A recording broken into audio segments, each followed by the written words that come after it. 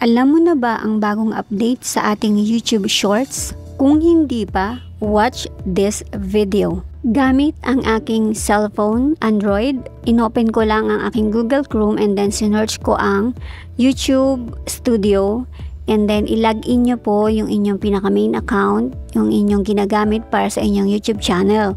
And then piliin nyo po yung nasa site and make sure na naka-desktop site po yun. Dun sa bandang gilid ng ating dashboard, pangalawang icon mula dun sa ating profile pic, yun po yung ating channel content. Dun po natin makikita lahat ng videos natin.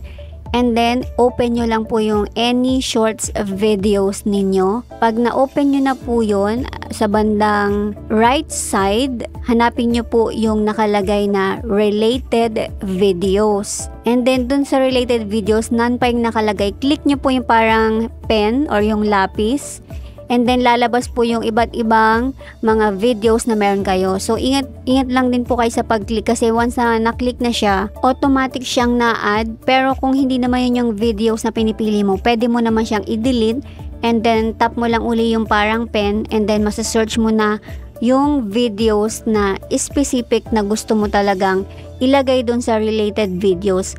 Mostly dapat related dun sa short videos na i-add mo. Kumbaga halimbawa yung videos mo is about toys. Make sure na ang i-related videos mo or i-add mo dun sa related videos is pang toys din.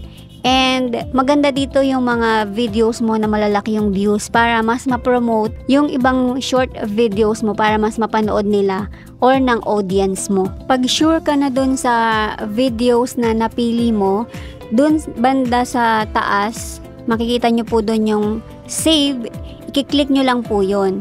Once na na-click nyo na at okay na po yung pagkakasave natin, okay na po yung ating related videos. Kumbaga na-add na po yun doon sa inyong shorts videos. Kung paano po siya makikita, ganito lang po yun. Open nyo lang po yung inyong shorts videos or panoorin nyo po yung inyong shorts video mismo. Katulad dun sa akin, example, sinearch ko po yung aking account and then pinanood ko po yung aking shorts videos.